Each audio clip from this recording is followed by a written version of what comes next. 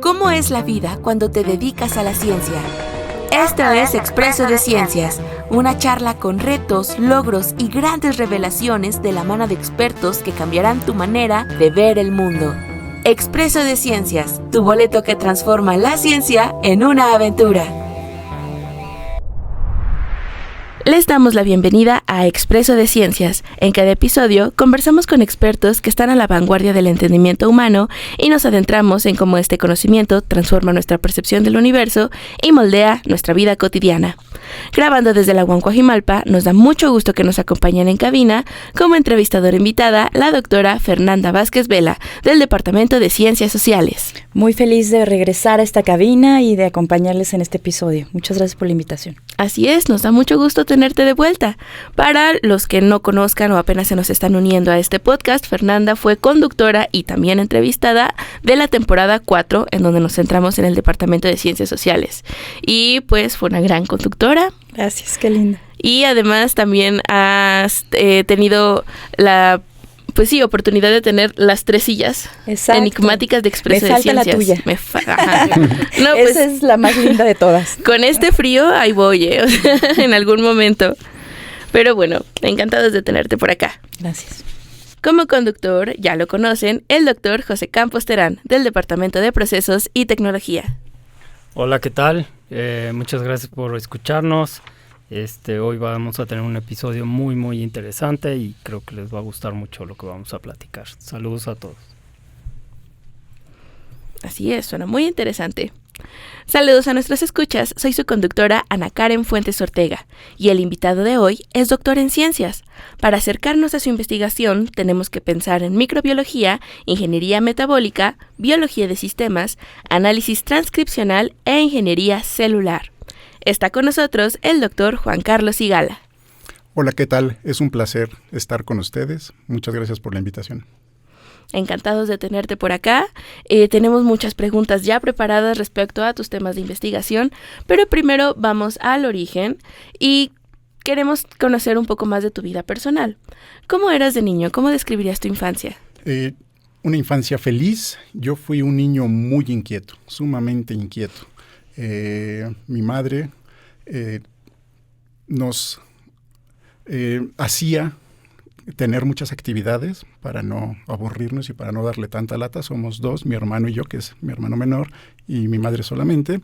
Y pues nos ponía muchas actividades para entretenernos. Me gustaba mucho el deporte, jugaba mucho fútbol. Yo quería ser futbolista y no lo fui. Sí, y jugaba mucho fútbol, jugaba mucho en la calle, jugaba mucho en los deportivos. Una vez que entré a la secundaria me gustó más el básquetbol, y en la secundaria y en la preparatoria jugué mucho básquetbol. Y creo que era así mi infancia, sumamente inquieto, muy enfocado en los deportes, todavía no tanto en las cuestiones científicas ni nada por el estilo.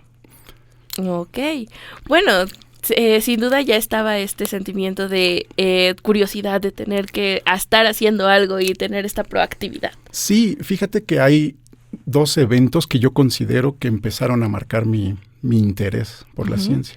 El primero fue pues un regalo de Reyes, el clásico Reyes de juguetes Mi Alegría de Química, y ese me gustó, me fascinó. Me lo dieron creo que entre 5º y 6º.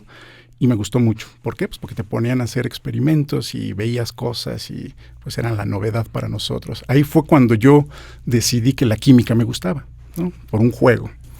Y ya más adelante, yo creo que ya estando en la secundaria, afortunadamente vengo de una familia que gusta mucho de la lectura. Tanto mi madre como mi tío Gilberto, que fue una gran influencia para mí, siempre han leído mucho.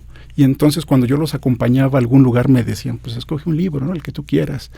Y en 3º de secundaria, si no mal recuerdo, escogí un libro que se llama Cazadores de Microbios, de Paul de Cruyff, que es un libro de divulgación muy interesante, y eso yo creo que marcó mi vida en el sentido de qué es lo que quería hacer, ¿no? Fue uno de los libros que me fascinó leer una y otra vez y dije, yo en algún momento quiero estudiar microorganismos, ¿no? Entonces fue así como que mi evolución, primero el deporte, luego empezar a interesarme en la química y terminé interesándome por los microorganismos, pero era algo totalmente intangible, era un interés intangible porque te hablaban de los microorganismos, pero pues no tenías forma en ese momento de saber de ellos, ¿no? Entonces ese fue un poco mi inicio, ¿no? hacia la ciencia. Oye, Juan Carlos, ¿y tú eres originario de dónde? Soy originario de la Ciudad de México. Sí, siempre he estado aquí.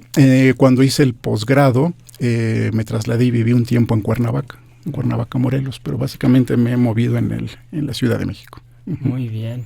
¿Y por ahí no hubo alguna influencia, algún profesor? Bueno, hablaste de tu tío que te dio el buen gusto el placer de la lectura, pero ¿alguien por ahí, algún profesor, profesora? Sí, en términos de la lectura, reitero, he sido afortunado porque tanto mi mamá como mi tío y luego la que ahora es mi esposa, mi novia, siempre han leído mucho, entonces yo me empapaba de las cosas que leían.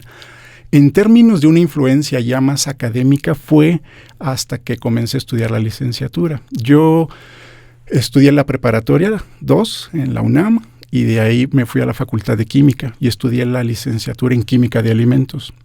En esa licenciatura, más o menos por ahí del semestre 7º, 8º, tuvimos una materia que se llamaba Biotecnología Alimentaria. Nos la impartía se me olvidó ahorita el nombre. Ahorita recuerdo quién nos la impartía, pero fue muy relevante para Bárcena, el doctor Eduardo Bárcena, de la Facultad de Química. Entonces, él nos la impartía y ese fue el tercer momento donde dije, yo quiero hacer biotecnología. Llevábamos un libro de texto, que es Biotecnología Alimentaria, de Mariano García Garibay, que es de la UAM, el doctor López Munguía, del Instituto de Biotecnología, y el doctor Rodolfo Quintero, que estuvo con nosotros como fundador de nuestra licenciatura, que en paz descanse. Y entonces ese libro pues era como que la base nuestra, ¿no? Y entonces ahí fue donde yo decidí, yo quiero estudiar biotecnología, ¿no? Biotecnología alimentaria, porque era químico de alimentos, estudiamos ese libro, y fue muy influyente para muchos de nosotros que nos dedicamos en esta área. Y ya después escuché una conferencia del doctor Francisco Bolívar Zapata, lo cual hizo que después me interesara en buscarle en algún momento para hacer un posgrado, ¿no? 2 preguntas antes de darle la palabra aquí a Fernanda. ¿Por qué química de alimentos? Y si nos puedes explicar así en palabras muy simples, ¿qué es la biotecnología? Sí. ¿Por qué química de alimentos? Yo originalmente estaba interesado en la licenciatura químico-farmacéutico-biólogo, ¿no? Porque era la que en ese momento manejaba más bichos. Exacto, ¿no? Y era la que era conocida por todos, ¿no? En esa época, en la Facultad de Química, bueno, y incluso en las otras escuelas, en la FES, yo pude haber estudiado en la FES Zaragoza, porque me quedaba muy cerca de donde yo vivía, y yo tenía ese interés, ¿no? De estudiar químico farmacéutico biólogo. En esa época se dividía en 3 ramas: la farmacéutica, análisis clínicos y la parte de alimentos. Entonces, en la Facultad de Química, algunos años antes de que yo entrara, crearon una nueva licenciatura, que fue Química de Alimentos, viendo la necesidad pues de ampliar el cupo y pues diversificar un poco el área de conocimiento, ¿no?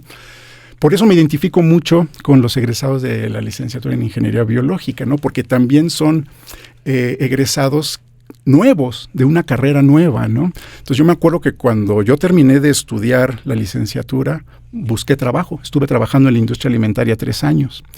Y cuando yo veía las plazas o las convocatorias para un trabajo, siempre pedían QFB, área alimentos, ¿no? Entonces, pues ni modo que no aplicara. Yo decidí, no importa, aunque yo no sea QFB, creo que puedo hacer lo que ahí están comentando, y entonces tenía que hacer ese esfuerzo, ¿no? De empezar a divulgar y a dar a conocer nuestra licenciatura. Entonces es algo que les comento mucho a nuestros alumnos, ¿no? Que en estas carreras, en estas licenciaturas novedosas, pues todos tenemos que hacer una labor para que sea más conocida. Entonces, yo me decidí al final por Química de Alimentos porque estando en la preparatoria 2 nos fueron a dar una plática de las nuevas licenciaturas en la Facultad de Química. Bueno, en toda la universidad, pero yo asistí a la de la Facultad de Química, ¿no? Entonces era la de Química de Alimentos y querían promocionar mucho a la ingeniería químico-metalúrgica, porque no tenían muchos alumnos, ¿no? Entonces, estando ahí, pues me convencí, dije, bueno, pues puedo hacer algo de química de alimentos. Todavía dudaba si farmacia o alimentos, y en ese momento, pues dije, bueno, vamos a química de alimentos. Lo más que puede pasar es que luego me cambie, ¿no? Pero no ocurrió así.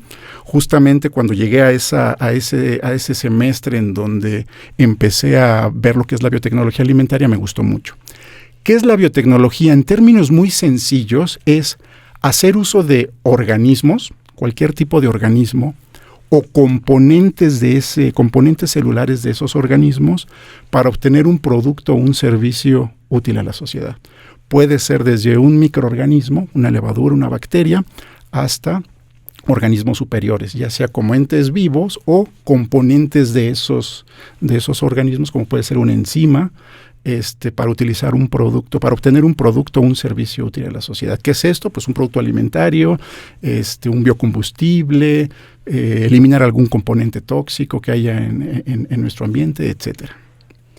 Pues a mí me da mucho gusto estar aquí, Juan Carlos, porque hay veces que en los pasillos nos vemos y sí. no sabemos lo vinculados que estamos.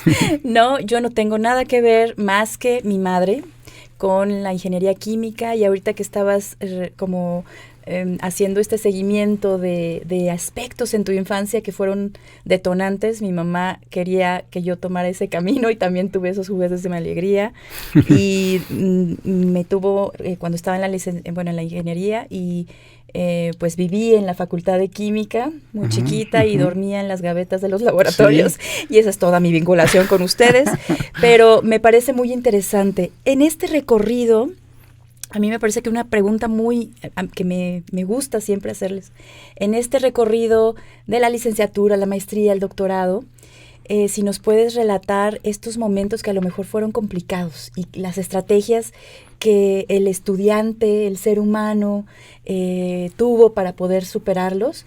Nuestras alumnas y alumnos a veces nos ven como, ¿no? Como que ya alcanzamos algún espacio privilegiado y estamos, y que nunca pasó nada, ¿no? Uh-huh. Nunca conocemos esa parte de las personas en donde hubo obstáculos a lo mejor, y pues a mí me parece muy importante dar herramientas, ¿no? ¿Cómo lo superamos? Y yo creo que en mi caso son esos logros a lo mejor chiquitos, cotidianos, ¿no? Que nos hacen lo que somos ahora. Entonces, si puedes relatarnos, lo que recuerdes. Sí, claro. Yo tuve también la oportunidad y la fortuna desde que estuve en la licenciatura de trabajar en algunos laboratorios de investigación. En la preparatoria 2, cuando yo estudiaba, había una opción técnica. O sea, estudiábamos nuestras materias de la prepa y en la tarde podíamos optar por tener una preparación técnica, ¿no? Y obtener un título de técnico al final de la prepa, que eso lo hacíamos en los 2 últimos años. Yo me interesé ahí, ya les reiteraba, de la química, y yo estudié la carrera técnico laboratorista químico, yo era así, ¿no? Entonces fue mi primer título, ¿no? Como técnico, ¿no? Entonces, como técnico tuve que hacer varias estancias y varios servicio social. Entonces estuve trabajando en plantas potabilizadoras de agua, por ejemplo, del gobierno de la ciudad, y eso también me permitió luego, en otro servicio social, trabajar en el Instituto de Investigaciones Biomédicas, en el Departamento de Biotecnología. Pues ahí aprendí a hacer medios, ¿no? O sea, lo que me pusieran a hacer no importa, para mí todo era novedoso. Entonces, de la prepa mantuve ese contacto en el laboratorio del doctor Pérez Gavilán, que también en paz descanse, que me abrió muchas puertas e interesarme en estos temas. Entonces, lo que yo les recomiendo a los alumnos, siempre se los digo, es que después de terminar sus estudios, por ejemplo, en los intertrimestres, aprovechen estas estancias de verano, aprovechen prácticas profesionales, porque en realidad eso enriquece mucho la formación de uno. Yo tuve la oportunidad de hacer prácticas profesionales, prácticas industriales en Celanese Mexicana, que es una planta química, pero aprendí ahí cuestiones, por ejemplo, de control de calidad, ¿no? Cosas que no me enseñaban en la licenciatura, ¿no? Y eso fue muy rico para mí, porque aprendí a hacerlo, cómo planear un proyecto, ¿no? Me gustó mucho cómo lo hacía, ¿no? Evidentemente no tenía muchos conocimientos, porque estaba a la mitad de la licenciatura, casi al final, pero ese primer empaparse con la realidad es muy bueno. Y de manera simultánea trabajaba en ese laboratorio, en el laboratorio del doctor Pérez Gavilán, en el departamento de biotecnología, ayudándole. Por ejemplo, ahí empezamos a hacer cerveza, ¿no? Porque una planta quería hacer unas investigaciones sobre cerveza y empezamos a hacerla, ¿no? Entonces siempre tuve esta dicotomía de la industria y la ciencia, ¿no? Yo no era de esas personas que decía, yo quiero ser científico al final, sino tenía interés por ambos lados, ¿no? No hubiera tenido este interés si no hubiera participado en estos eventos, ¿no? Porque pues eso es lo que yo les digo a nuestro alumnado: participen y descubran y arriésguense, ¿no? Luego no te gusta, pues bueno, no te gustó, pero ya lo hiciste, ¿no? De tal forma que cuando yo termino la licenciatura, me meto a trabajar por necesidades económicas, me meto a trabajar en la industria. Estuve trabajando 3 años en el departamento de logística de una compañía que ya no existe, pero que en ese momento lo que hacíamos era producíamos los saborizantes y colorantes artificiales y naturales que se le vendían a Gatorade, a Quaker, de PepsiCo.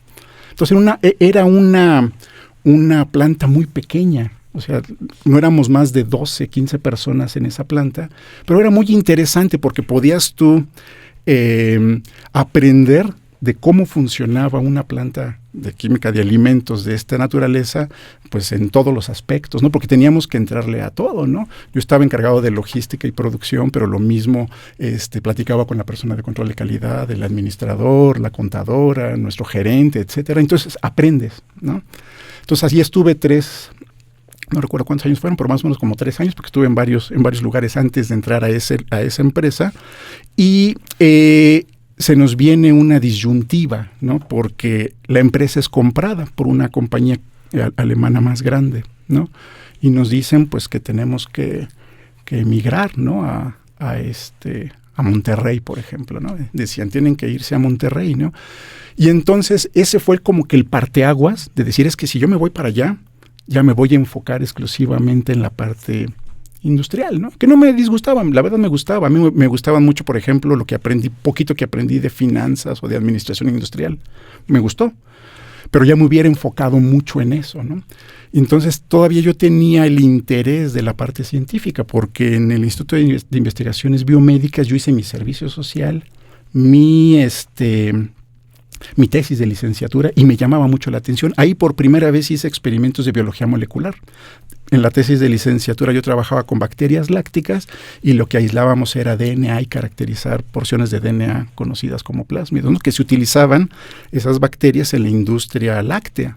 Se requerían que tuvieran ciertas características ese material genético para que fueran buenas en el proceso de producción de queso, ¿no? Entonces siempre me quedó como que esa inquietud, ¿no? Entonces recordé que había visto al doctor Francisco Bolívar Zapata en alguna plática y tomé esa decisión, ¿no? Dije, si me voy para Monterrey, yo creo que ya va a ser dedicarme específicamente a la industria. Me decidí tomar ese riesgo porque me costó. Tuve que renunciar. Había hecho un muy buen equipo de trabajo ahí. Pues hice todo lo necesario para ingresar al posgrado y tuve la fortuna de ingresar al posgrado, en la maestría, luego al doctorado directo, y pues me gustó mucho, mucho también, ¿no? Creo que no erré en esa decisión, pero nuevamente, ¿no? Lo importante yo veo es tener ese camino andado para facilitar las decisiones que uno toma, ¿no? Entonces yo valoro mucho, les digo al alumnado, incluso a algunos colegas que si tienen la oportunidad de trabajar en la industria, que lo hagan, aunque crean que no van a utilizar muchas de las cosas que uno aprende, no es cierto. Lo que nosotros aprendemos en una licenciatura o en un posgrado es una formación, una forma de pensar, una forma de analizar y resolver problemas, que eso se puede aterrizar luego muy fácil o no tan complicado en la industria, ¿no? Y ya en términos del posgrado, pues igual, ¿no? Muchos experimentos que hacer. Yo me acuerdo que a veces era frustrante, pues porque algunos experimentos no salen, ¿no? Y he escuchado aquí recurrentemente en nuestro departamento en las ciencias naturales que se menciona eso, ¿no? Y yo me acuerdo una vez que mi tutor, el doctor William, me dijo, es que no te preocupes porque del 100% de los experimentos que vas a hacer, te van a servir el 15%. El 20%. Eso es lo realmente valioso. ¿Qué es lo que tienes que hacer? Pues eso sí, trabajar mucho para obtener ese 15-20% máximo de lo que te va a servir para escribir un artículo, para escribir una tesis, ¿no? Entonces, de ahí depende mucho cómo hacer el diseño de los experimentos y cómo obtener resultados realmente valiosos, ¿no? Entonces, es un aprendizaje, a veces a la buena, a veces a la mala, de cómo enfrentar, la frustración, ¿no? Porque no siempre salen las cosas como uno quiere y es normal que así sea, ¿no?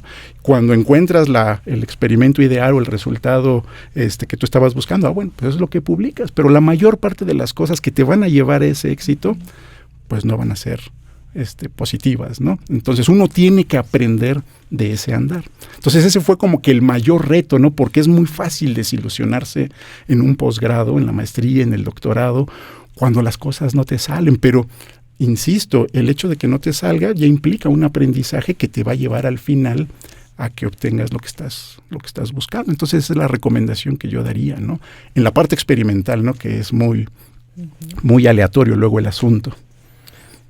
Pues está súper interesante saber que pasaste un tiempo en la industria.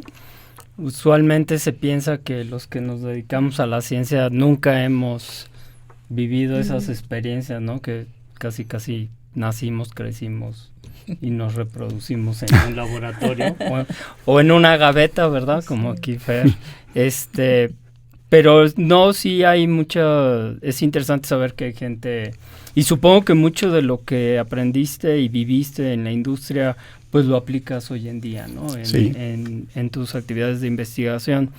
Me llama la atención esto de los experimentos no salen. Yo tuve un supervisor, un tutor que me decía, no es que los experimentos no salen, lo que salen los experimentos es lo que es. Así es. Pues, lo más probable es que tú no hayas controlado el experimento y por eso no eso. Es muy difícil que uno como experimentalista controle a la naturaleza y me imagino que en tu caso con seres vivos pues todavía es más complejo. A mí también me pasó, yo también hice experimentación en un área súper compleja. Me acuerdo una vez que llegué con mi supervisor y le dije, no puede ser, llevo 30 experimentos y no he obtenido nada. Y me contestó y me dijo, ¿cuántos? ¿30? No, hombre, te faltan otros 30. Sí. Y yo así como, pero bueno, afortunadamente, como dices tú, en el 25, después de los otros 30, ya me salió.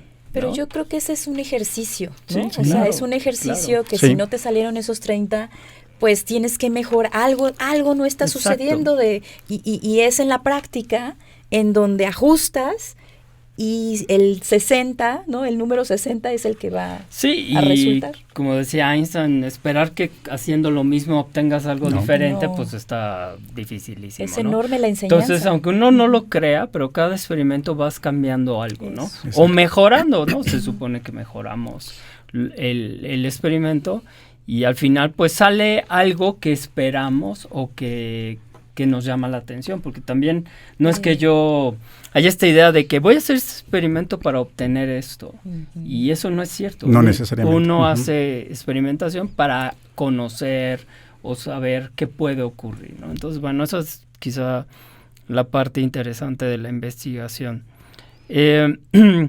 ¿Cómo relacionas tu investigación de alimentos? O sea, creo que ahora ya no estás tan enfocado en ello, pero ¿cómo lo relacionarías con tu vida en tu casa? ¿A ti te gusta cocinar, por ejemplo? Sí me gusta cocinar. Quizá podría comenzar diciendo, antes de entrar a lo de la cocina, qué es lo que hago, ¿no? Porque si bien es cierto, toda mi formación fue en relación al área de alimentos, no me terminé dedicando directamente a cuestiones de alimentos. Cuando yo terminé el posgrado en el laboratorio del doctor Francisco Bolívar, se había establecido ya una disciplina que ahora es conocida como ingeniería metabólica o ingeniería celular, que ¿qué es esto en términos sencillos? Es poder diseñar, sintetizar y analizar organismos para que produzcan algo, como les comentaba inicialmente, ¿no? Pero desde esta perspectiva más ingenieril. Entonces, a mí me gustó mucho hacer este trabajo en términos del metabolismo, que son las reacciones que ocurren dentro de todos los organismos. Entonces, es en lo que yo me he dedicado principalmente, ¿no? A la cuestión fisiológica de ciertos microorganismos, que es fisiológico, es cómo funcionan en términos estructurales, metabólicos y genéticos, para luego derivar ahí alguna aplicación. Mis últimas aplicaciones han sido más relacionadas a estudiar un grupo de bacterias de las cuales nosotros aislamos una especie, que nos hemos dado cuenta que estas bacterias son muy buenas para degradar compuestos que se consideran tóxicos, ¿no? Entonces, eso es lo que yo hago, ¿no? La estudio desde diversos aspectos, generamos procesos para que detoxifiquen o las modificamos genéticamente para que las detoxifiquen, ¿no? No está directamente relacionado con los alimentos, pero al final siempre puede haber una relación ahí indirecta, ¿no? Luego, la cocina, sí, curiosamente sí me gusta cocinar. Yo creo que la fortuna también de haber convivido mucho tiempo con mi abuela, y yo la veía cocinar, ¿no? Cómo cocinaba, me llamaba la atención. Mi mamá también cocinaba, cocina muy bien y muy rico. Y pues me gusta cocinar, ¿no? Y por lo que he visto, muchos químicos como que nos gusta cocinar, ¿no? Hay incluso hasta libros de divulgación, ¿no? De la química de la cocina y de la preparación de alimentos. Pues sí termina siendo muy cierto, ¿no? Y sí, me gusta cocinar cuando tengo la oportunidad. Oye, esto de la ingeniería metabólica o celular, ajá. Podemos decirle a nuestra audiencia que es como una máquina viva. Exactamente. Como si tú estudiaras un coche y entonces estudias cómo funciona el motor, qué hay que darle, gasolina, aceite. Así es. Y si las llantas están bien infladas, y tú básicamente lo que estudias son estos organismos, estas máquinas. Así es. Y las adaptas para hacer cosas, ¿no? Como el que adapta un coche para hacer una carrera o para ir de vacaciones. Así es una muy buena analogía, y de hecho existe el término microbial cell factories, que serían como fábricas celulares microbianas, que tienen esa intención, ¿no? Ver al organismo como una fábrica celular, ¿no? Le vas a dar unos insumos, una materia prima, algo va a ocurrir dentro del organismo y obtienes un producto, que es el equivalente a la buena analogía que tú hacías. Entonces, básicamente eso es lo que nosotros estudiamos. ¿Qué le necesitamos dar a ese organismo? ¿Qué tiene que ocurrir dentro de él? Si funciona como tal, ¿cómo acoplamos las condiciones para que funcione mejor? ¿O cómo lo modificamos para que funcione mejor? Y obtenemos un producto. Básicamente esa es la descripción de lo que nosotros hacemos. Ahorita regresamos a ese tema que es súper interesante, pero vamos a presentarte ante la audiencia de una manera más personal. Entonces, claro. Te voy a hacer unas preguntas y tú me contestas lo que pues te venga a la mente. Entonces, ¿dónde creciste? Yo crecí en una unidad habitacional donde vivía con mi mamá y con mi hermano. Está en el oriente de la ciudad, cerca de Ciudad Nezahualcóyotl, allá por Iztapalapa. Entonces, estábamos como que a una cuadra de Ciudad Nezahualcóyotl y cruzabas la cuadra y era Iztapalapa, ¿no? Y entonces por ahí crecimos. En la frontera de dos mundos. En la frontera de dos mundos. Y la verdad tuve una infancia muy, muy feliz. La mayor parte del tiempo la pasé ahí, pero luego también tuve que vivir mucho tiempo, pasar mucho tiempo en la casa de mis abuelos. Muy bien. Uh-huh. ¿Y ese en dónde está? Ese está por Avenida Río Churubusco y Calzada de la Viga, ahí en la colonia, sector popular. Ahí pasé también mucho tiempo y pues una infancia muy feliz ahí. ¿Cuál es tu pasatiempo favorito? Mi pasatiempo favorito es la música. Me gusta mucho escuchar la música. Mucho, mucho, mucho. Yo mencionaba hace rato la influencia de mi tío Gilberto. Él es un melómano de los más completos que yo conozco y además de la lectura le gustaba siempre la música. Y desde muy pequeño estuve en contacto con diversos tipos musicales, ¿no? Desde música clásica, desde rock clásico, desde jazz, blues, música mexicana. Me gusta todo tipo de música. Ese es mi pasatiempo. ¿Y tocas algún instrumento? Sí, fíjate que sí. Cuando era niño, por esto de que era bastante inquieto, mi tío Gilberto era baterista de un grupo, entonces aprendí a tocar la batería de niño. Entonces ahí desquitaba toda la energía. Hay que sacarle a ese niño la energía. Sí, la verdad así fue. Pobres vecinos. Sí, pobres vecinos porque vivía en una unidad habitacional y sí llegaba a tocar. Que le hayan puesto estas cosas de los huevos. No, más bien lo que hacía era tocar en la mañana y algunas vecinas sí. Para despertarlos. Cuando ya se habían ido todos a trabajar y yo estaba de vacaciones, ahí tocaba. Y en la preparatoria también tuve la fortuna de conocer a un gran amigo, Adolfo, que él es un músico profesional, él es guitarrista, excelso guitarrista, y también me enseñó a tocar un poco la guitarra y toco de vez en cuando la guitarra. Muy bien. ¿Quién es tu cantante o grupo favorito? Híjole, tengo muchos porque podría decir uno de cada género. por cada género y por cada época, pero si ahorita hay uno que me gusta mucho y tiene que ver con la música mexicana, me gusta mucho Lila Downs, la música que hace. Muy bien. ¿Planta o animal favorito? Planta. Me gustan los juníperos porque hubo una época cuando vivía en Cuernavaca en que me dio por hacer bonsáis y entonces son los que menos se me mueren, los juníperos. Los que menos se me mueren. Y de animales pues me gustan los perros en general. ¿Tienes perro? No, ahorita no, por el lugar donde vivimos, pero cuando estuve en Cuernavaca sí rescatamos una perrita y tuvimos ese perro. Acaba de fallecer otro perro que tenían mis padres ahí en Cuernavaca. Entonces ahorita no tengo, pero me gusta. ¿Cuál es tu libro favorito? Fíjate que hay muchos. Ahorita me he dado mucho a la tarea de releer esos libros clásicos, porque también eso lo recomendaría mucho. Cuando a uno luego le dejan leer ese tipo de literatura y estás muy joven, lo asimilas de una forma, ¿no? Y pasa el tiempo y cuando ya los relees 10, 15 años, luego otros 10, 15 años los vuelves a releer, siempre obtienes algo nuevo, ¿no? Por ejemplo, a mí me gusta mucho La Divina Comedia.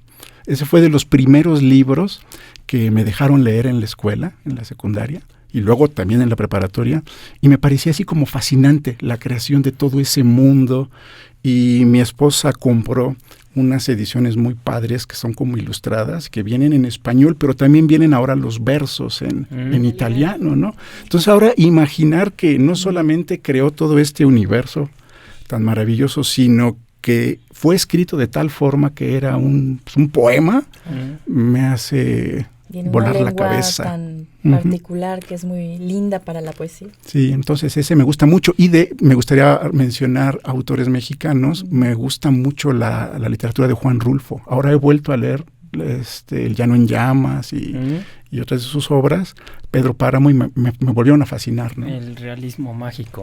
Mexicano. Que es un poco lo que hacemos en investigación a veces, ¿no? Un poco de magia realista. ¿Tienes algún talento oculto? Pues ha de seguir oculto. Esas cosas que a lo mejor no hemos desarrollado, ¿no? O sea, a lo mejor no es tan oculto, pero es eso que no hemos desarrollado por tiempo. Fíjate que siempre he pensado, y yo creo que está mal pensarlo así, pero el clásico, cuando me jubile, ¿qué voy a hacer? Cuando me jubile, voy a grabar. No, voy a componer música. Me gustaría componer música. Ajá. Entonces, cuando me jubile, en algún momento me gustaría hacer mi propia música. Bueno, grabar mi propia música, porque también en algún momento pues me involucré mucho en comprar estas interfaces para la computadora y conectar la guitarra y sintetizadores y eso. Entonces, sí me gustaría en algún momento crear música como hobby. Claro, no, muy bien. Y que tengas la habilidad y la posibilidad, sí, es un talento que no cualquiera. Regresando a la ciencia, ¿hay algún científico o científica que te inspire? Sí, el principal, debo reiterarlo, es el doctor Francisco Bolívar Zapata. ¿Por qué?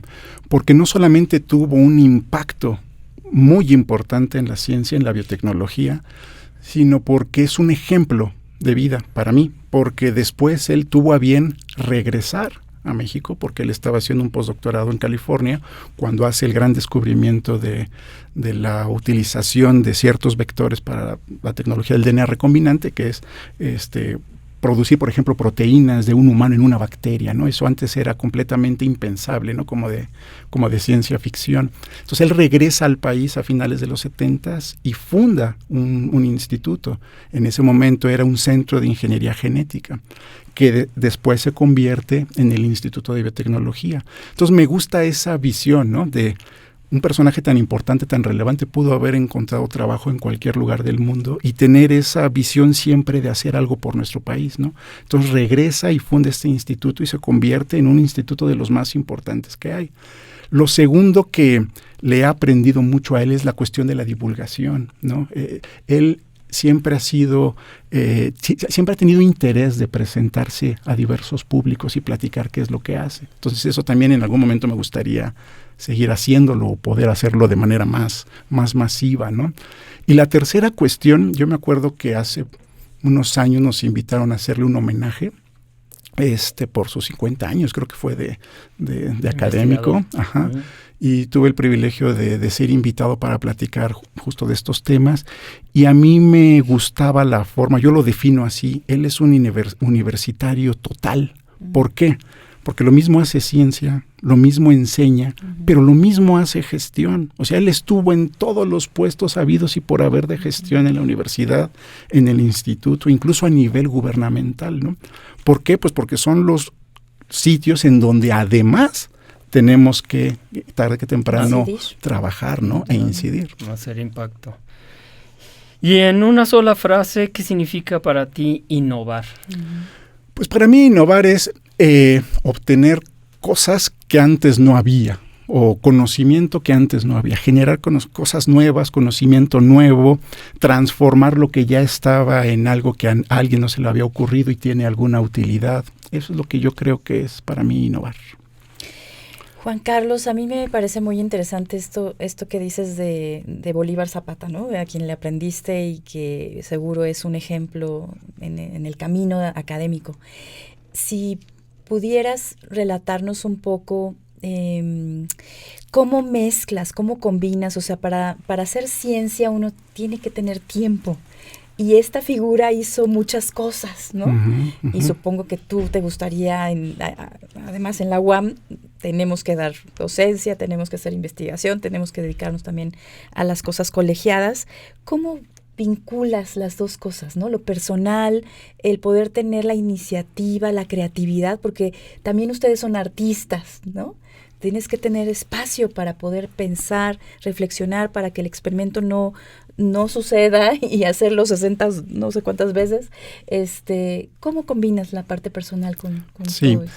Yo lo dividiría en dos aspectos. Primero, la personal directa. Yo estoy casado y tengo un hijo, y entonces, como también he escuchado que muchas personas mencionan aquí, para nosotros tiene que ser un trabajo en equipo completo como familia. Mi esposa también es investigadora, Ileana trabaja en el Instituto Nacional de Neurología. Entonces, no podríamos concebir tener un matrimonio y una vida y crear un hijo si no trabajamos en equipo, ¿no? Entonces, nos tenemos que dividir todo tipo de actividades, ¿no? Para poder tratar de suplir todo lo que se requiere, ¿no? Eso es dentro de la parte personal, ¿no? Hacer equipo con este caso con mi pareja, y ahora mi hijo, que ya creció y entró en la prepa, pues cada vez se involucra más en las cuestiones de la casa y cada vez es más independiente, ¿no? Entonces, esa es una parte. La otra parte, fíjate que en términos de investigación, cuando uno recién sale de estos institutos de investigación en donde se hace investigación de punta, uno normalmente tiene esta visión, es que yo quiero hacer lo mismo, y está bien, ¿no? En el momento en que algunos tenemos la oportunidad de dar docencia, esta visión puede cambiar un poco. Yo tuve la oportunidad de impartir docencia justo cuando estaba haciendo mi postdoctorado en la Facultad de Química para QFBs, Fisiología Microbiana, porque un doctor, el doctor Adelfo Escalante, siempre se lo voy a agradecer y se lo he comentado, que gracias a que él me dio esa oportunidad de hacerme cargo un año de su grupo, ahí me empezó a dar el gusto por la docencia. Antes no pensaba en dar docencia, yo quería dedicarme a la investigación exclusivamente. Pero el hecho de enseñar, como ya muchas personas saben, te hace aprender y generar nuevas ideas, nuevas cosas, ¿no? Entonces, estuve ahí un tiempo, luego regresando de mi postdoctorado, hice un postdoctorado en Alemania. Cuando regreso del postdoctorado en Alemania, me incorporo al TEC de Monterrey, Campus Ciudad de México, dando clases de ingeniería metabólica a las primeras 2 generaciones de la licenciatura en ingeniería en biotecnología. Entonces, eso también me hizo desarrollarme bastante. También di una clase en la Universidad Simón Bolívar, y luego tengo la oportunidad de ingresar aquí. Entonces, para mí, en el momento en que yo ingreso aquí, yo ya estaba convencido que me gustaba la docencia, que 3 años antes no lo estaba, ¿no? Entonces, eso me ha permitido perfectamente entender que nuestra prioridad es la docencia. Luego la investigación y luego ya la difusión de la cultura. Entonces, teniendo esto en mente, me gusta ser creativo en la forma en la que enseño estos temas, porque son temas novedosos. Ahorita mismo acabo de salir de una clase de ingeniería genética y ya tengo que enseñarles otro software que acaba de salir muy nuevo para hacer diseños, y ya no puedo ocupar el que venía ocupando hace 10 años, porque ya no carga en algunas computadoras. Entonces, el poder enseñar también te hace innovar y aprender constantemente. Y ahora en términos de la investigación, yo trato de enfocar mis temas de investigación en cuestiones aplicadas, que tengan mucha incidencia en que los chicos y chicas de nuestra licenciatura vean que lo que hacemos tiene una utilidad concreta, práctica, inmediata casi, ¿no? En algunos de los casos. Y entonces en eso trato yo de enfocar mis temas de investigación que sirvan como de inspiración o de gusto para los chicos. Y yo ya estoy convencido que para mí la investigación es tener temas concretos que me interese desarrollar, pero que en ellos haya formación de las personas que ahí contribuyan, ¿no? Sean chicos o chicas de servicio social, proyecto terminal, maestría o posgrado, ¿no? O especialización que también tenemos, ¿no? Bueno, ahí quería conectar porque no nos has dicho tus líneas de investigación Sí. actuales. Entonces, como hay unas preguntas que me gustan mucho. ¿Qué te inspiró para construir? Yo la estoy combinando. ¿Qué te inspiró para construir esas líneas de investigación? ¿Cuáles son? Y dentro de ellas, ¿cuáles son los logros más importantes que tiene Juan Carlos? Ok, sí. Yo, como había comentado anteriormente, me interesan las bacterias, ¿no? En general los microorganismos, porque también he trabajado con algunas levaduras, pero yo soy más afín a las bacterias. Me gusta trabajar con las bacterias, ¿no? Fue con lo que yo aprendí y desde ese interés de cazadores de microbios dije, bacterias, ¿no? Son menos complejas. Antes decía son más simples, pero no. Son menos complejas y eso es lo que me gusta. Entonces, mis temas de investigación tienen que ver con esta de la fisiología bacteriana. Entender cómo funcionan las bacterias, ¿no? En tres aspectos: la parte de estructura que conforma las células bacterianas, cómo funcionan en términos de metabolismo y toda la parte genética. Uh-huh. El tema que ahorita yo estoy desarrollando, que es detoxificar algunos compuestos tóxicos, ácidos orgánicos, fenoles, furano, que son compuestos tóxicos que derivan de muchos procesos biotecnológicos industriales, incluso algunos hasta naturales, y que es necesario eliminarlos del ambiente en distintos contextos, surge porque uno de los principales logros que he tenido como investigador es que tuve a bien en algún momento aislar un microorganismo que tenía estas capacidades y que originalmente lo veíamos como un contaminante. Es decir, yo trabajando con otras bacterias, Escherichia coli, en una ocasión apareció un microorganismo no deseado, algún tipo de contaminación, una mala praxis en el laboratorio, pero me doy cuenta que tiene una capacidad distinta a las que estaba yo estudiando. Y entonces eso me lleva a decir, es algo novedoso, ¿no? Porque no es Escherichia coli, debe ser otra cosa, ¿no? Y entonces parto casi desde el inicio de decir, a ver, tengo que purificarlo, tengo que identificarlo. Luego ya cuando ingresé aquí a la UAM y gracias al doctor Alfredo Martínez del Instituto de Biotecnología, secuenciamos su genoma, es decir, supimos qué genes tenía, recreamos el metabolismo y empezamos a utilizar ese organismo que nosotros identificamos en estos procesos en los que actualmente trabajo. Ya derivado de ese organismo empezamos a trabajar otros, pero eso es lo que a mí más me ha gustado, ¿no? Que empecé una línea de investigación pues prácticamente de algo fortuito y que ha crecido bastante, ¿no? Y entonces eso es lo que a mí más me gusta y me apasiona. Pues es súper interesante, ¿no? Sí. Es como estar trabajando con un bochito y de repente aparece un Tesla, ¿no? Entonces sí. Yo así lo veo, ¿no? A mí me fascina escuchar a mis colegas que se dedican a la biotecnología porque yo justo acabo junto con Juan Carlos de ir al Congreso de Biotecnología Nacional y hace unos días me lo encontré en el estacionamiento y quise comentarle algo que a mí me parece fantástico y es como ahora él habla así de encontré una bacteria y entonces la usamos. Ahí está. Ajá, ¿no? Y la saqué.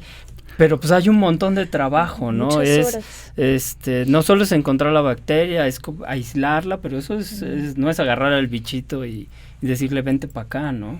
Y luego reproducirlo, porque pues Juan Carlos requiere pues miles de bacterias para poder sacar un compuesto de interés o degradar un compuesto de interés. Así es. Entonces, pues esto es un área fascinante. Y además los microorganismos están en todos lados, son presentes, ubicuos en nuestro cuerpo, en nuestros espacios. Entonces, gente que los estudie, pues es de alto interés, ¿no? Para todos. Ahora está en boga la inteligencia artificial, ¿no? Hay esta idea de que pues va casi a suplantarnos en todo, ¿no? Espero que en unas cosas, ¿no? ¿Verdad? Pero, ¿Tú qué piensas de la inteligencia artificial en tu área? ¿Qué impacto tiene y en pro y en contra, ¿no? Sí. Supongo que hay de todo, ¿no? Sí, a mí me parece fascinante de entrada, ¿no? Porque en nuestra área también hay una parte que se llama el área bioinformática, que es utilizar sistemas computacionales, software, programas para procesar información biológica. Entonces eso ha tenido un auge tremendo en los últimos tiempos y ha sido un área que, si bien no soy experto, sí he estado trabajando constantemente o aprendiendo las técnicas nuevas, ¿no? Entonces, la inteligencia artificial en los análisis, desde el diseño de algunos experimentos bioinformáticos y el análisis de los resultados, ha venido a acelerar el proceso.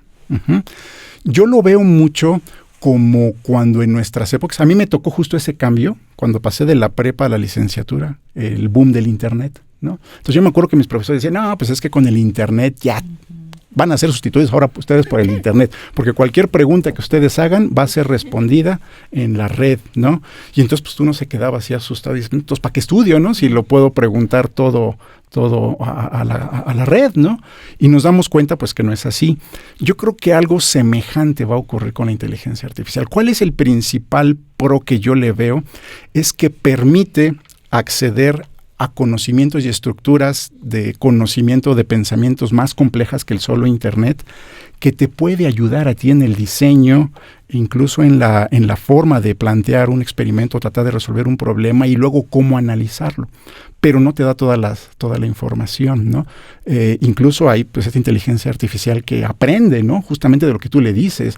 Cuando tú ya retas a una inteligencia artificial en un tema más complejo, pues hay cosas que están fallidas y que tú sabes que está fallando y se lo retroalimentas y aprende, ¿no? Entonces eso es fabuloso, ¿no? Entonces tenemos que utilizarlo como una herramienta. Yo al alumnado le digo que lo tiene que utilizar como una herramienta, pero no es el fin último. El fin último no puede ser eso. El fin último es que ustedes utilicen eso como una herramienta y para resolver el problema que se les esté planteando.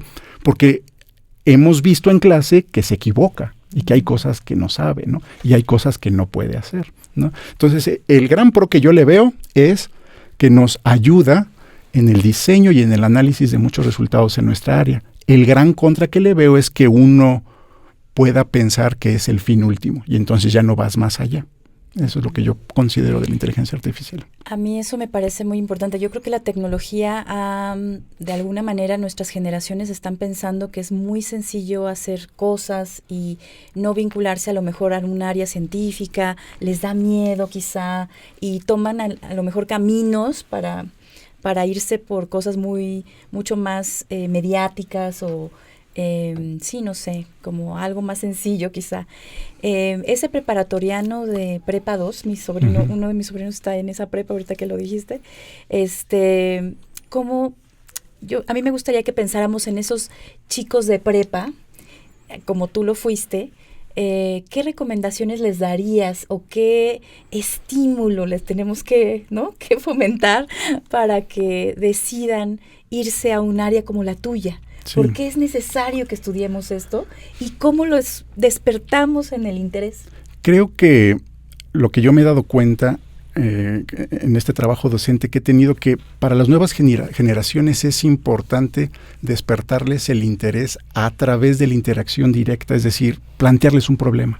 O sea, en lugar de llegar y les voy a hablar ahora de este tema, no, a ver, asociar ese tema a una problemática que tengan que resolver, ¿no? Este aprendizaje basado en problemas, ¿no? Que nosotros tenemos muy bien establecido en nuestro modelo educativo. Esa interacción directa yo creo que es lo que las nuevas generaciones necesitan. Esta forma de enseñarles que lo que van a aprender tiene utilidad. Y no una utilidad lejana, sino una utilidad directa, que están viviendo alguna problemática o que si estuvieran trabajando en una planta determinada, por ejemplo, hace poco el trimestre pasado hicimos una visita a la planta Bimbo y pues sí, cuando vas a visitar una planta, pues todo funciona muy bien. Empezamos a dar ejemplos, a ver qué pasaría si falla algo, ¿no? Si falla esto, si falla aquello, ahí es donde un profesional como ellos pues tiene que responder y la inteligencia artificial no va a meter las manos por ti. Entonces, cuando tú les planteas estos estas problemáticas y estos conocimientos a través de algo que van a aplicar directamente, uno despierta más el interés a través de ellos. Entonces, para fomentar el interés sobre cualquier área científica, yo creo que tenemos que acercarnos a ellos primero de qué es lo que pueden hacer con ese conocimiento, qué es lo que van a poder ellos hacer si incursionan en esta área científica o en aquella, ¿no? ¿Qué problemas resuelven? ¿Qué van a obtener de beneficio? Y creo que esa es la estrategia que hasta el momento he visto que me ha dado resultados, ¿no? Puede haber muchas otras, pero esa funciona, directamente los problemas a resolver. Claro, impresionante. Y bueno, siguiendo esta línea de consejos para futuros estudiantes o personas que están buscando a qué dedicarse o a alguna línea de investigación, me gustaría enfocarnos un poquito más en tu línea docente. ¿Qué WEAs has impartido? Para los que nos escuchan de fuera, las WEAs son nuestras asignaturas, unidades de enseñanza y aprendizaje. Uh-huh. Entonces, ¿cómo se te encuentra en el plan de estudios? Sí, bueno, yo imparto docencia en la licenciatura en Ingeniería Biológica. Prácticamente he impartido todas las WEAs del bloque de biología. Nuestra licenciatura está dividida en WEAs de biología, de ciencias y ingenieriles, ¿no? De temas ingenieriles. Prácticamente he impartido todas, desde introducción a la ingeniería biológica, bioquímica 1, bioquímica 2, microbiología, biología molecular, ingeniería genética, bioinformática, seminario de biotecnología, proyectos terminales, etcétera. Entonces esas son las que yo he dado. Prácticamente he dado todas esas de manera recurrente. Alguna vez di físico-química porque se requirió, entonces podemos dar algunas de esas, pero las del bloque biológico son en las que he tenido más interacción. Mencionar que algunas de estas tienen laboratorio, ¿no? Entonces es otra forma de acercar el conocimiento a estos chicos. Por ejemplo, biología molecular, microbiología, ingeniería genética y bioinformática. Tenemos un laboratorio de cómputo muy bueno aquí en la universidad. Pues son WEAs que combinan la parte teórica con lo práctico. Entonces me permite fácilmente integrar esto que comentaba anteriormente, ¿no? Plantear problemas, lo resolvemos, lo hacemos y luego ya explicamos toda la parte más dura, teórica que hay que aprender, ¿no? Ok, bueno, si alguien nos está escuchando y le interesa la biología molecular aquí en Huancoajimalpa, ya saben a qué profesor se pueden encontrar.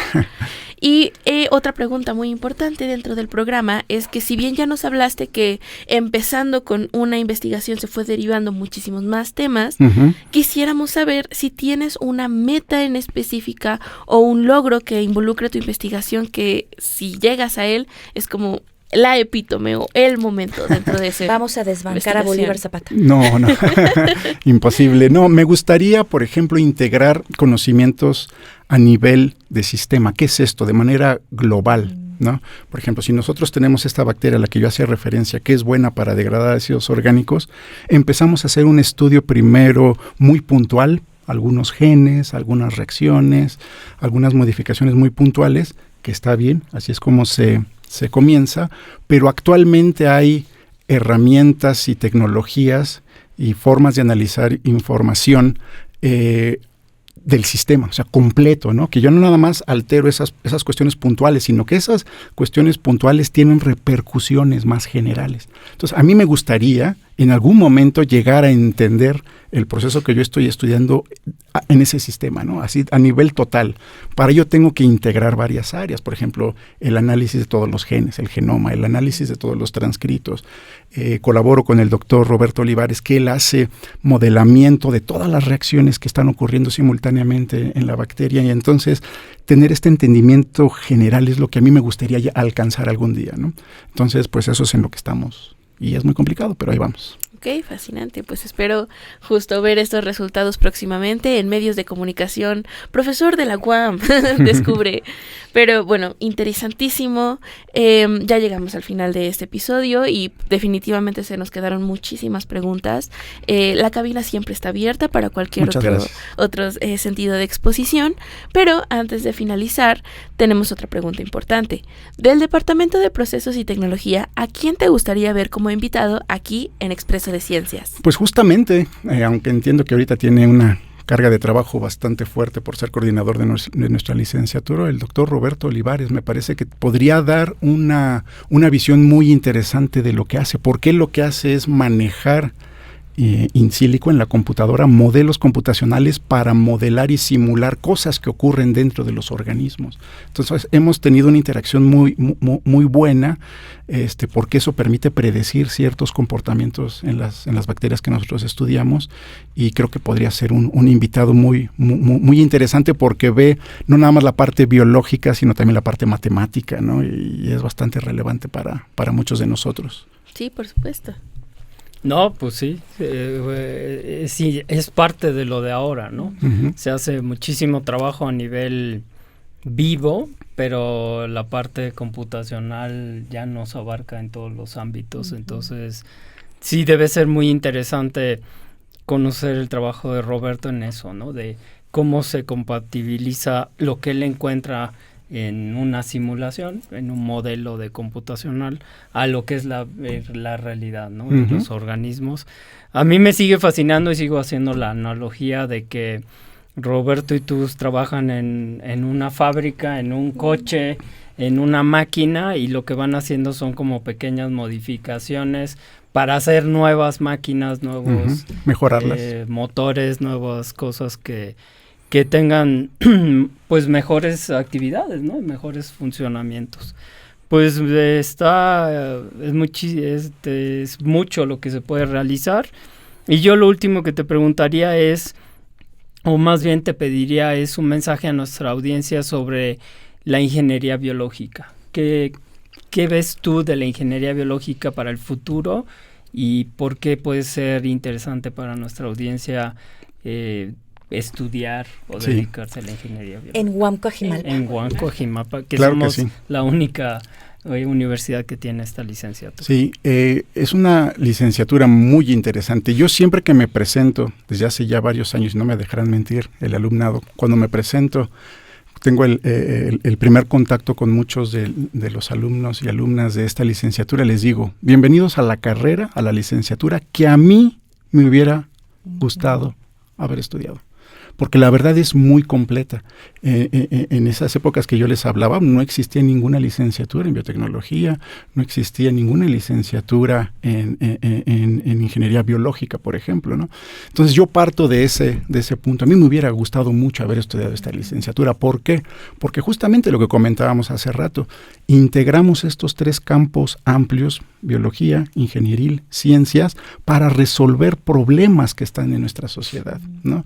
Tanto a nivel industrial como a nivel gubernamental, como a nivel de investigación. Entonces, el campo de aplicación es muy amplio, incluye como tal la ingeniería biológica, la biotecnología en gran medida, pero también otras áreas, biopolímeros, biomedicina, nanotecnología, etcétera, ¿no? Entonces es una licenciatura muy completa, y entonces pues creo que eso sería muy relevante de decirle a la gente que esté interesada en estos temas, pues que tenemos una licenciatura muy completa y muy de fácil aplicación, ¿no?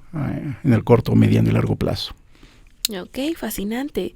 Tal vez en percepción de que es una ingeniería o un estudio relativamente joven, se puede sentir una inestabilidad de que, bueno, es que se está actualizando cada momento, pero también es una oportunidad. Entonces, pues, increíble entrevista.